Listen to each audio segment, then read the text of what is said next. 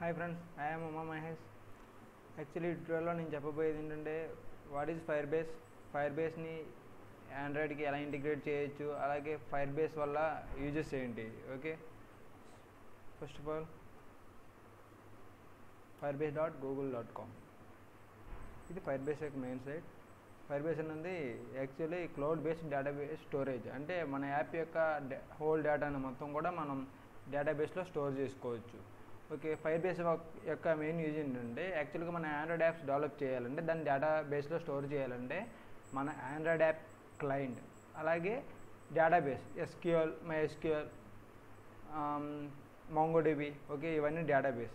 So మన android app డైరెక్ట్గా ఈ డేటాబేస్ని కాంటాక్ట్ అవ్వలేదు. సో మీడియంగా ఒక మీడియం లాంగ్వేజ్ని యూజ్ చేయాలి. అంటే server side programming language, Java అవ్వచ్చు, PHP అవ్వచ్చు, ఏదైనా సరే. ఇక్కడ మనకి ఏమేమి వచ్చి ఉండాలి, ఒక యాప్ను ఒక డేటాని స్టోర్ చేయాలంటే SQL వచ్చి ఉండాలి, అలాగే క్వెరీస్ వచ్చి ఉండాలి, డేటాబేస్తో వర్క్ చేయడం తెలియాలి, అలాగే PHP కూడా వచ్చి ఉండాలి, ఆండ్రాయిడ్ వచ్చి ఉండాలి. ఓకే, ఈ 3 టెక్నాలజీస్ తెలిస్తేనే కానీ మనం ఒక డేటాని సర్వర్లో స్టోర్ చేయలేం. ఓకే, ఇదేం బాధ లేకుండా యాక్చువల్లీ ఆండ్రాయిడ్ గూగుల్ అనేది ఫైర్ బేస్ని చేసింది. సో దీనివల్ల యూజ్ ఏంటంటే డైరెక్ట్గా ఆండ్రాయిడ్ అనేది ఫైర్ బేస్తో ఇంటరాక్ట్ అవ్వగలదు, డేటాని స్టోర్ చేసుకోగలదు. సో ఇదే ఫ్రీ హోస్టింగ్. ఓకే, సో ఫైర్ బేస్ని అందరూ కూడా యూజ్ చేస్తున్నారు present. Okay, firebase okay, ఫైర్ బేస్ని మన ఆండ్రాయిడ్ యాప్కి ఎలా ఇంటిగ్రేట్ చేయాలో నేను టుడే చెప్తాను. Okay, this is the firebase website page.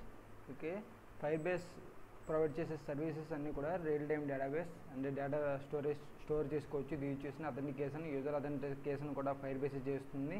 అలాగే క్లౌడ్ మెసేజింగ్, చాటింగ్ యాప్, అటువంటివన్నీ కూడా క్లౌడ్ మెసేజింగ్ యూజ్ చేసి చాలా ఈజీగా చేయొచ్చు. అలాగే స్టోరేజ్ అంటే మీడియా ఫైల్స్, ఆడియో ఫైల్స్ అన్నీ కూడా చేసుకోవచ్చు. అలాగే హోస్టింగ్, ఇది ఫ్రీ హోస్టింగ్, మీకు ఆల్రెడీ ముందే చెప్పాను కదా. అలాగే టెస్ట్ చేసుకోవచ్చు. అలాగే క్రాస్ రిపోర్టింగ్ అంటే మన యాప్ యొక్క ఏదైనా ఎర్రర్స్ అవి వస్తే ఈ రిపోర్ట్ అన్నది వస్తుందన్నమాట, డెవలపర్స్కి యూజ్ అవుతుంది. ఓకే, ఇది అలాగే నోటిఫికేషన్స్, ఇంకా యాడ్స్, ఇవన్నీ కూడా మనం యాడ్ చేసుకోవచ్చు ఫైర్ బేస్ యూజ్ చేసి. ఇవన్నీ ఫైర్ బేస్ యొక్క సర్వీసెస్. ఓకే, ఇప్పుడు గో టు కన్సోల్ క్లిక్ చేయండి. ఫస్ట్ ఆండ్రాయిడ్ యాప్ని క్రియేట్ చేయండి. దానికి ఎలా ఇంటిగ్రేట్ చేయాలో చెప్తాను. File, new project. Okay, project name firebase sample. Okay, API system select చేసా, click next. Empty activity, main activity. Okay, project create అవుతుంది. This is the firebase site. Okay, console.firebase.google.com లోకి వెళ్ళి ఇక్కడ ఇది డాష్ బోర్డ్. యాక్చువల్గా మీరు ఎన్ని ప్రాజెక్ట్స్ అయితే క్రియేట్ చేస్తారో అక్కడ చూపిస్తుంది. నేను 2 ప్రాజెక్ట్ చేసా. ఓకే, క్రియేట్ న్యూ ప్రాజెక్ట్, కొత్త ప్రాజెక్ట్ క్రియేట్ చేయండి. క్రియేట్ న్యూ ప్రాజెక్ట్ క్లిక్ చేయండి.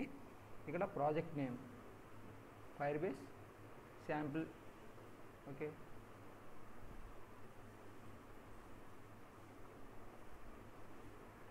ఓకే, స్టేట్ సెలెక్ట్ చేయండి, ఇండియా. Create project.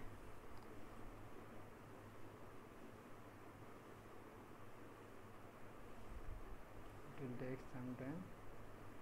ఓకే, యాక్చువల్గా ఫైర్ బేస్ని యూజ్ చేసి మనం ఫైర్ బేస్ని డేటాబేస్ కింద ఈ 3 యాప్స్కి కూడా చేయొచ్చు. అంటే iOSకి, ఆండ్రాయిడ్ యాప్స్కి, అలాగే వెబ్ బేస్డ్ యాప్స్కి. సో మనం వర్క్ చేసేది ఆండ్రాయిడ్ మీద కాబట్టి ఆండ్రాయిడ్ క్లిక్ చేయండి. ఓకే, ఇక్కడ 3 ఫేజెస్ ఉంటుంది. ఫస్ట్ ఫేజ్లో యాప్ యొక్క బేసిక్ డీటెయిల్స్ అడుగుతుంది. ఇది ప్యాకేజ్ నేమ్. ఓకే, ఇది ఇంకా లోడ్ అవుతుంది. ఓకే, యాప్ అనేది క్రియేట్ అయింది. సో ఇక్కడ ప్యాకేజ్ నేమ్ అడుగుతుంది కదా. ఈ ప్యాకేజ్ నేమ్ ఎలా గెట్ చేస్తారంటే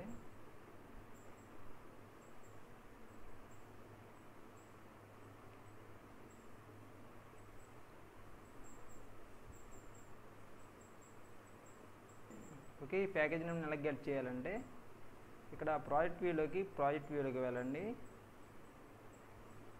దీనిలో యాప్లో build.gradle డబుల్ క్లిక్ చేయండి. ఇక్కడ అప్లికేషన్ ఐడి అని ఉంది చూసారా, ఇది జస్ట్ కాపీ చేయండి, పేస్ట్ చేయండి. ఓకే, ఇక్కడ సైనింగ్ ఎస్హెచ్ఏ ఇది ఆప్షనల్, ఇది వదిలేయండి. ఇది ఆప్షనల్ కానీ ఇది కొన్నింటికి అవసరం అవుతుంది. దీన్ని ఎలా నేను గెట్ చేయాలో చెప్తాను మన ఆండ్రాయిడ్ యాప్ నుంచి. Okay, android studio right side గ్రాల్ని క్లిక్ చేయండి. ఇక్కడ ఏమీ చూపించకపోతే రీఫ్రెష్ క్లిక్ చేయండి ఒకసారి. కొంచెం టైం తీసుకున్నా డిస్ప్లే అవుతుంది. ఓకేనా, డిస్ప్లే అయింది. ఫైర్బేస్ శాంపుల్ రూట్ని క్లిక్ చేయండి. దీనిలో ఆండ్రాయిడ్, దీనిలో సైనింగ్ రిపోర్ట్ డబుల్ క్లిక్ చేయండి. ఓకే, ఇక్కడ రన్ అవుతుంది. ఓకే, ఎస్హెచ్ కోడ్ అనేది ఇక్కడ జనరేట్ అవుతుంది. ఓకేనా, దీన్ని జస్ట్ కాపీ చేసి పేస్ట్ చేయండి. ఓకే, యాడ్ యాప్ క్లిక్ చేయండి. ఓకే, ఇక్కడ ఫైల్ డౌన్లోడ్ అవుతుంది, అబ్జర్వ్ చేయండి. ఇదిగో డౌన్లోడ్ అవుతుంది కదా, ఈ ఫైల్ని ప్లేస్ చేయాలి. ఎక్కడ ప్లేస్ చేయాలని నేను చెప్తాను. So in folder. ఓకే, దీన్ని మన ఆండ్రాయిడ్ అప్లికేషన్లో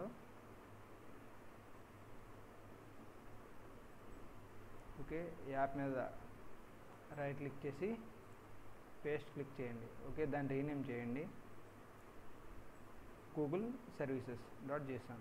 ఓకే, యాక్చువల్లీ ఈ ఫైల్లో ఏముంటుందంటే మన డేటాబేస్ యొక్క అడ్రస్, అలాగే మన ఫైల్ స్టోరేజ్ యొక్క అడ్రస్, మన యాప్ నేమ్, ఎస్హెచ్ఏ పర్మిషన్స్ అన్నీ ఉంటుంది. ఇది ప్యాకేజ్ నేమ్.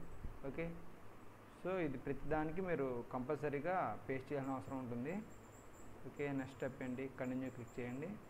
ఓకే, కొన్ని డిపెండెన్సీస్ అన్నది యాడ్ చేయాలి. సో ఫైర్బేస్తో వర్క్ చేయాలంటే ఖచ్చితంగా ఈ డిపెండెన్సీస్ మనం యాడ్ చేయాలి. ఇవి ఎక్కడ యాడ్ చేయాలని నేను చెప్తాను. జస్ట్ ఇది కాపీ చేయండి. ప్రాజెక్ట్ లెవెల్లో గ్రాడిల్లో, అంటే ప్రాజెక్ట్ లెవెల్ అంటే ఇది ప్రాజెక్ట్ లెవెల్, దీంట్లో గ్రాడిల్ ఫైల్ చూసారా, ఇక్కడ పేస్ట్ చేయండి. ఓకే, దీంట్లో మనం ఏమైనా చేంజెస్ చేస్తే సింక్నో క్లిక్ చేయాలి. అలాగే యాప్ లెవెల్ గ్రాడిల్ ఫైల్లో ఇది బాటమ్ లైన్లో యాడ్ చేయాలంట. సో కాపీ చేసి దీంట్లో పేస్ట్ చేయండి. ఓకే, సో ఇక్కడతో సెటప్ అనేది అయింది. ఇది ఆండ్రాయిడ్ స్టూడియో, ఫైర్బేస్ని ఆండ్రాయిడ్ స్టూడియోకి సెటప్ చేయడం అన్నమాట. Okay, thanks friends, bye.